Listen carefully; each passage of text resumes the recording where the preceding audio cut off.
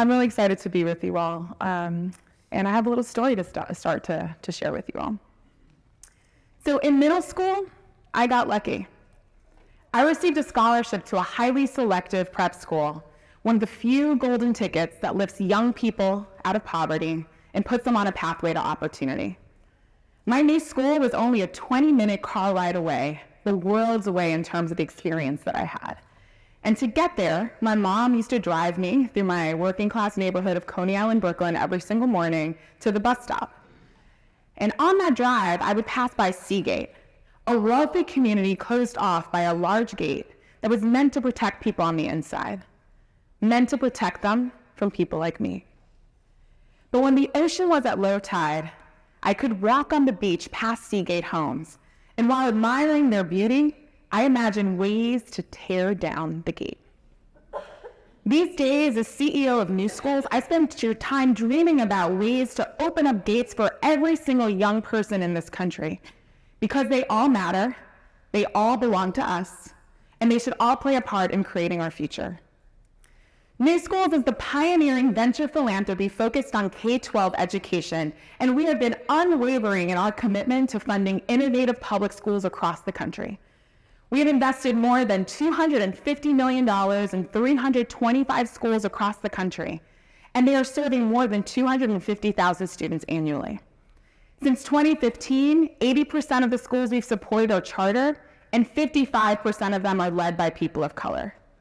Our schools are built to last, and they are eliminating learning disparities. We don't give out golden tickets at NewSchools, and we reject the idea that only a special few deserve a fair chance in life. We believe that philanthropy can power a future for all students, not just a chosen few. Even so, given our position of power, we have too often operated as gatekeepers rather than bridge builders to opportunity. Funders, just like authorizers, have the power to influence and ultimately decide who gets to start a charter school, what curriculum and design will inform the student experience, and how school performance will be measured. So we must be intentional about making those decisions with and not for the very people we seek to support. At NewSchools, we're on a mission to rewrite the rules of education and philanthropy. Who gets to lead, who's invited to collaborate, and whose dreams have a shot of coming true. We invest in schools that prepare students to meet the future, schools that center student agency, focus on relationships, and connect young people to the future. All of our schools focus on an expanded definition of student success. What that means is that they make sure that students have a strong academic foundation, but they also have the habits, mindsets, and skills needed for success in life. And we also believe that community co-creation is vital to developing schools where students can thrive. And I've seen the power of this work firsthand. For over 80% of the schools in our portfolio, they have been created in deep partnership with students, caregivers, and community members. These leaders are informing the vision for the school. They're making design decisions, and they're defining wraparound supports. We believe and we have seen that schools that embrace families as real partners aren't just doing the right thing, they're doing the wise thing. Compared to the 25% 5-year charter fail rate, our schools are staying open. 90% of our Fresh Start schools are still in operation. Second, our schools are regularly surveying students to understand their experiences and what works for them. When we ask them and then really listen, our young people tell us the truth.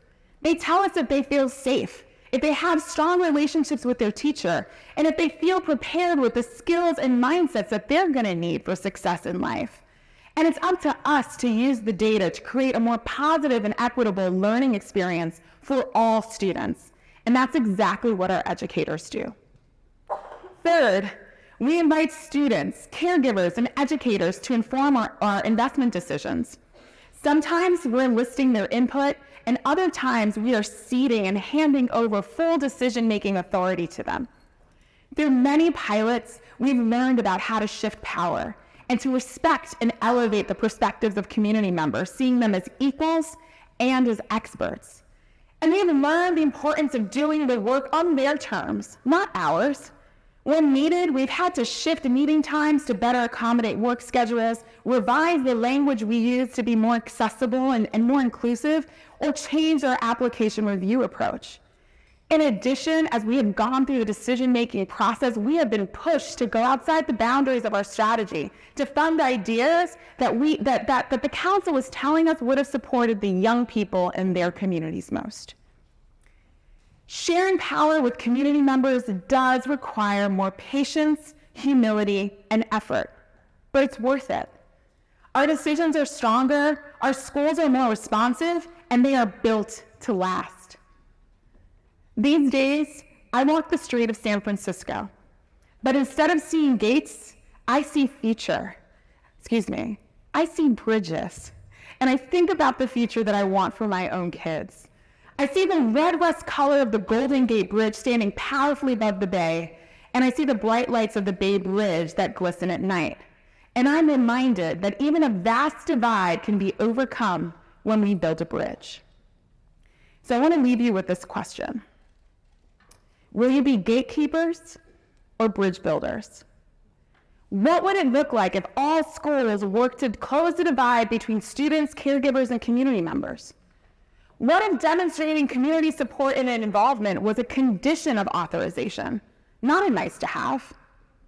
Shifting power is not easy to do, but even a small step can yield powerful results. This is the work, and it's going to take all of us. Our kids are counting on it. Thank you.